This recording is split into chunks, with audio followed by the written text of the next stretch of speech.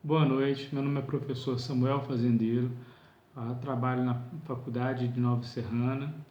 Esse vídeo é para os alunos do 5º e 7º período de Psicologia, da disciplina Psicologia do Esporte. O intuito desse vídeo é desenvolver o nosso cronograma, fazendo uma revisão das aulas da primeira unidade. Trabalhamos ao total de 5 textos, sendo que os 4 primeiros serão cobrados na prova da primeira unidade e o 5º texto foi cobrado no trabalho da primeira unidade, que foi a relação do capítulo Motivação de Ditmar Salmuski com o filme Coach Carter Treino para a Vida. No primeiro e segundo texto, falamos de um histórico mundial da psicologia do esporte. O terceiro texto fala do histórico da psicologia do esporte no Brasil e o quarto texto é um texto de logosofia aplicada ao esporte. Bem, vamos começar então pelos 2 primeiros textos. A Psicologia do Esporte, Histórico e Áreas de Atuação e Pesquisa. Esse texto está na revista Psicologia, Ciência e Profissão e a autora é a Kátia Rubio. E Psicologia do Esporte, uma área emergente da psicologia, do Lenamar Fiores Vieira, João Ricardo Niqueling Viçosi, Leonardo Pestilho de Oliveira e José Luiz Vieira. Esses textos aqui eles estão na Psicologia em Estudo de Maringá. Ambos os textos eles falam um pouco do histórico da psicologia do esporte no mundial. E eles vão falar de alguns detalhes bem importantes que eu gostaria de estar conversando um pouco com vocês, né? De acordo aqui com o texto, na década de 20, mais ou menos, a gente já encontra algumas publicações internacionais sobre a psicologia do esporte, como a de Schultz, Corpo e Alma do Desporto, uma introdução à psicologia do treinamento, né? Esse texto, ele fala das áreas de atuação da psicologia. No esporte de rendimento, que é a mais comum, que a gente mais vê textos hoje, principalmente sobre um viés comportamental, no treinamento esportivo de alto rendimento, mas também o esporte escolar, que hoje tem sido valorizado. A gente vê textos trabalhando, né, valores nas nossas crianças, nossos jovens. A partir do esporte, a gente pode trabalhar a questão da violência, a questão do sexismo, a questão do racismo, né, e vários outros temas sociais que perpassam pelo esporte. Outro lado é o esporte recreativo, que a gente pensa na socialização dos indivíduos, a socialização das pessoas. Aí a gente já pensa no esporte de adultos, também jovens, crianças, mas no intuito de recreação, no intuito de bem-estar e de trabalhar uma atividade física para o bem-estar social. E o terceiro e o quarto, né, e também tão importante, é o esporte de reabilitação, quando o indivíduo muitas vezes ele está voltado para um trabalho de prevenção ou intervenção para pessoas portadoras, né, de algum tipo de lesão decorrente da prática esportiva, seja para reabilitação da lesão ou seja para melhorar a condição de vida após uma lesão, né? Se a gente for parar para pensar, alguns indivíduos eles perdem parte da mobilidade a partir de determinada lesão e eles têm que reaprender diversas questões físicas e motoras.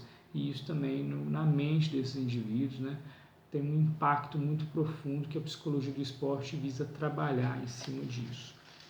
Esse texto aqui, ele fala mais ainda sobre, né, a ansiedade, ele fala um pouco também sobre a interação social e a dinâmica dos grupos esportivos e fala, né, sobre os estilos e fatores pessoais de liderança.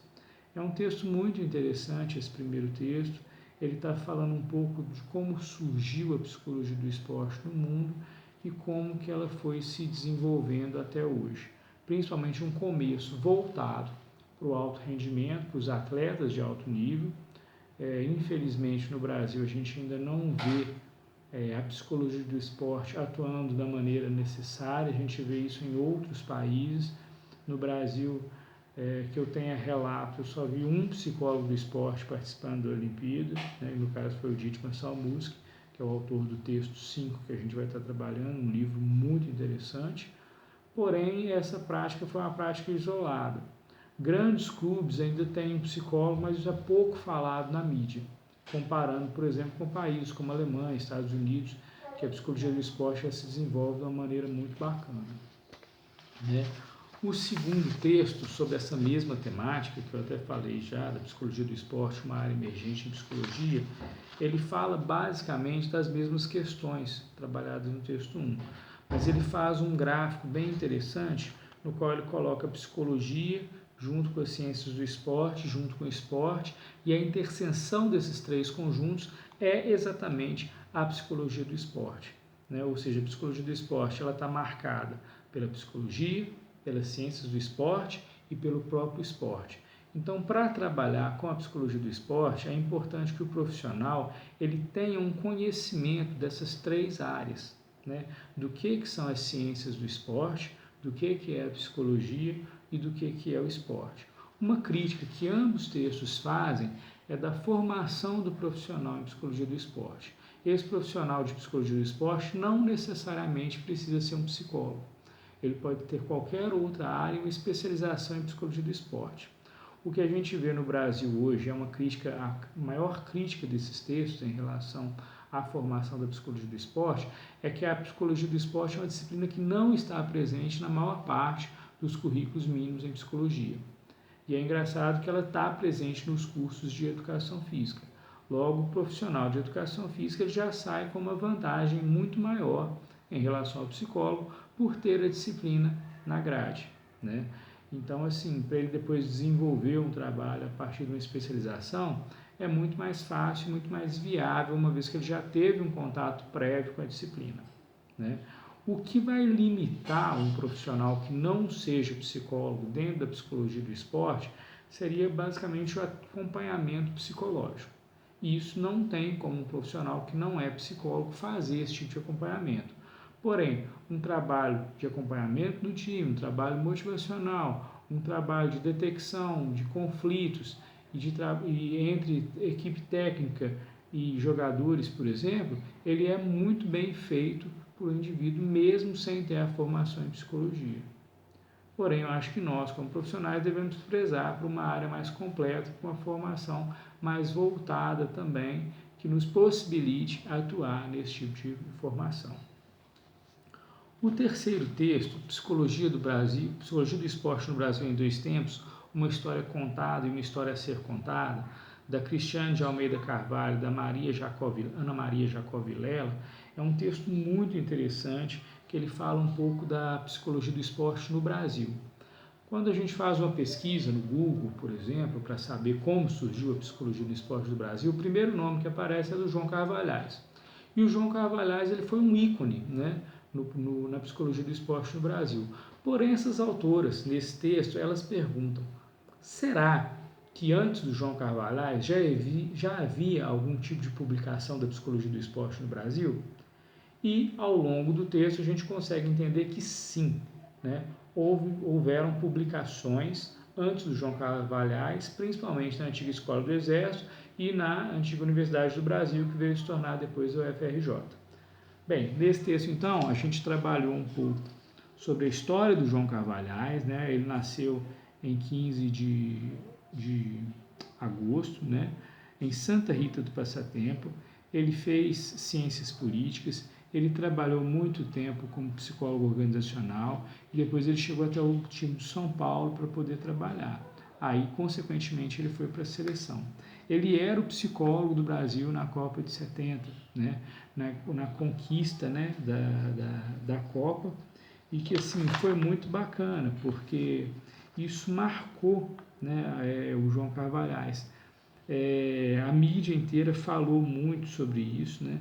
O contexto também do João Carvalhais é um contexto muito interessante, porque na década de 50, o Brasil surgiu o fim da Era Vargas, né?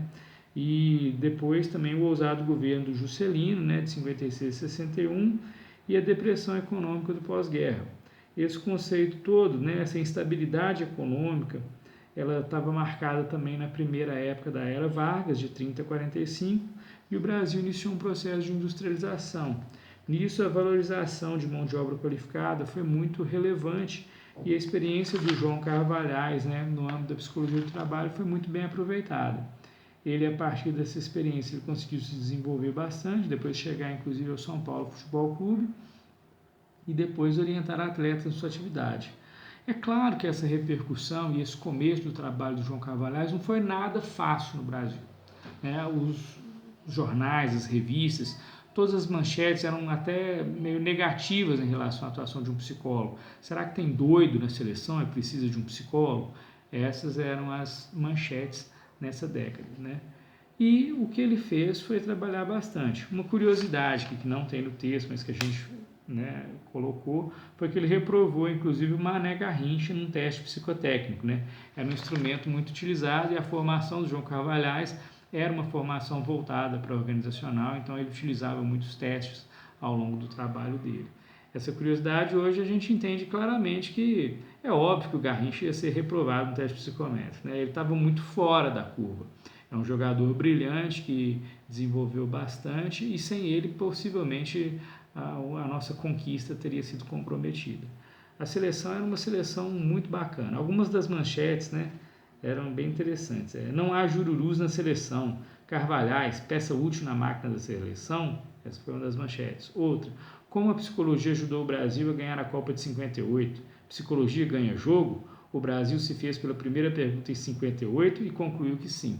Então, no vencimento, né, quando o Brasil venceu a Copa de 58, o Carvalhais estava à frente também da equipe e foi algo muito bacana.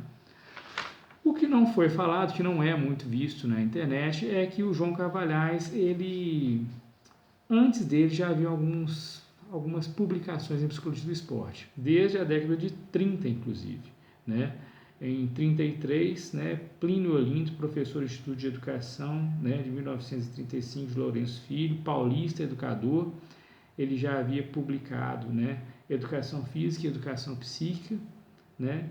Alguns tenentes também da Escola de Desporto já publicaram vários outros artigos relacionados à psicologia do esporte, então isso confirma para a gente que essa psicologia do esporte ela é anterior ao João Carvalhais, o que é muito interessante e muito útil para o profissional da psicologia saber e ter consciência que antes mesmo do João Carvalhais já se falava em psicologia do esporte no Brasil, já publicava-se sobre a psicologia do esporte no Brasil, né?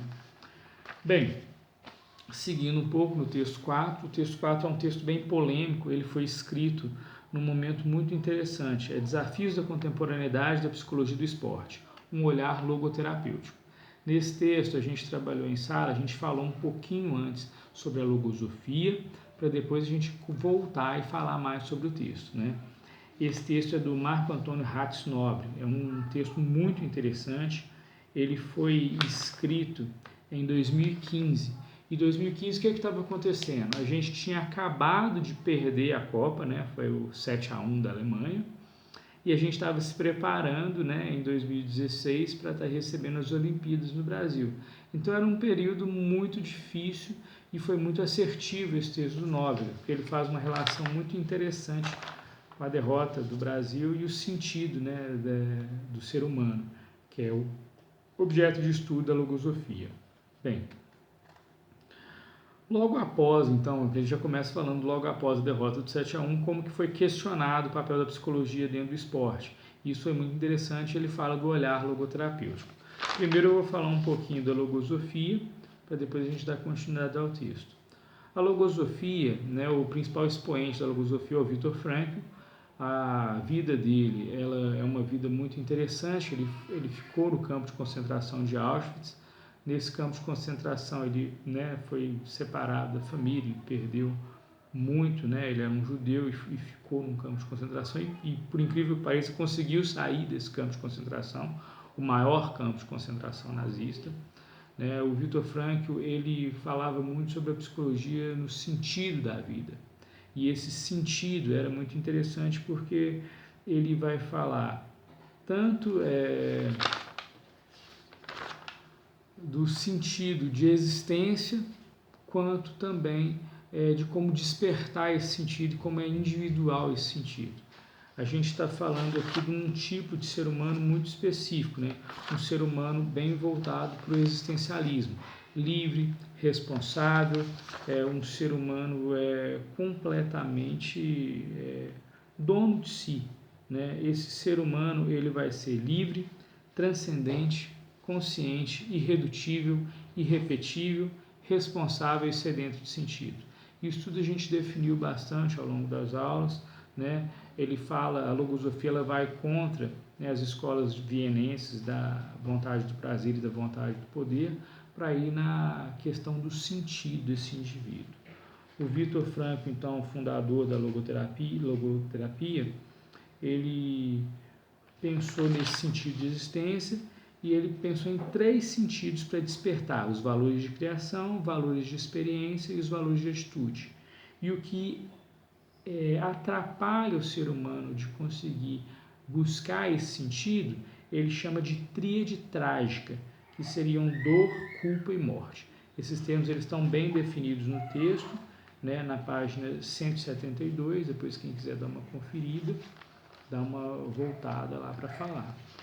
E o Nobre ele vai continuar então falando, né, essa visão logoterapêutica, né, da psicologia do esporte, ele vai estender isso a como que essa ressignificação é importante para o atleta, né?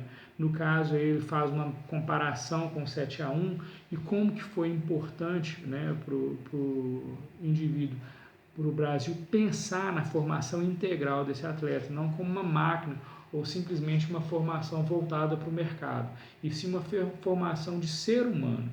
Ele denuncia isso no texto de uma maneira brilhante, inclusive, e ele fala da necessidade de tratarmos os nossos atletas de maneira integral. Nesse texto eu comparei muito dentro de sala com a formação de atletas internacionais de alto nível e atletas brasileiros, como que a gente vê muito, principalmente atletas do futebol, envolvidos em escândalos, né, no Brasil, e a gente não vê tanto atletas de outros grandes clubes que se preocupam com essa formação desde a categoria de base, uma formação integral do ser humano e não apenas uma formação voltada para o mercado para ver quanto que esse indivíduo vai lucrar. Eu acho que no final das contas a gente perde muito com isso, porque um jogador que poderia ter uma vida, né, atlética mais longa, se perde em relação a uma formação que não privilegia ele como um ser humano integral, e sim como apenas atleta. Atleta é parte daquele ser, ele é muito mais do que isso, né? E a logosofia ela vai falar nesse sentido. Basicamente esse texto ele fala um pouco sobre essas questões, né? Faz uma crítica à ideia mercadológica, ele faz uma comparação entre as perdas aí do 7-1 e essa desorganização do esporte brasileiro nesse sentido.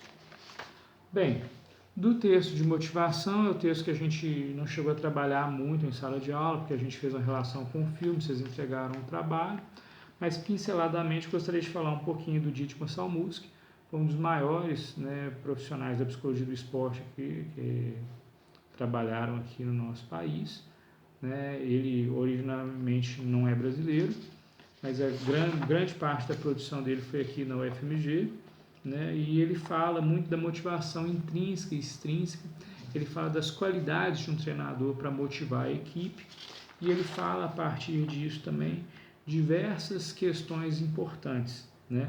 Relacionando isso com o filme Coach Carter, Treino para a Vida, a gente vê um filme de um treinador de basquete, representado por Samuel Jackson, um treinador muito rígido, mas que ao longo do filme a gente entende um pouco essa rigidez, no sentido que ele queria trabalhar a integralidade desses atletas, tal como a gente viu no texto 4. Essa integralidade, então, ele exige o estudo desses atletas e a formação deles não voltada só para uma capacidade técnica, que era o que a maioria desejava, mas uma capacidade total, tanto que se eles não conseguissem estar dentro, né, da Liga Americana de Basquete, depois da formatura, eles poderiam ter condições de estar jogando, ser aprovados em universidades, conseguir bolsas a partir do esporte e poder desenvolver outras carreiras que não fossem a carreira competitiva. Isso é muito bacana, é muito interessante quando a gente relaciona esses textos e a gente vê como que ele trabalha essa questão da motivação, como que ele busca, né, a partir ali daqueles atletas, da realidade deles, inserir um outro sentimento também, uma questão que ele vai além ali do simples jogar basquete. Ele dá um sentido para aquela atividade, ele coloca o jogar basquete como um privilégio, e esse privilégio pode ser muito interessante para esses atletas, no sentido que com o basquete eles podem conquistar muitas outras coisas na formação deles e muitas outras questões para poderem desenvolver ao longo da vida deles. Bem, basicamente então a nossa primeira unidade ela foi composta por esses 5 textos. Os 4 primeiros a gente vai estar fazendo depois a avaliação formal. O 5º vocês já estão entregando os trabalhos voltados para a comparação entre filme e capítulo de motivação. E vamos continuar a partir dos próximos vídeos falando dos temas da unidade 2. Desde já agradeço a atenção de vocês, me coloco à disposição para dúvidas e questionamentos nos comentários do YouTube, no WhatsApp, e-mail e qualquer outro canal de comunicação que venha a ser desenvolvido pela FANS. Desejo bons estudos e muito obrigado.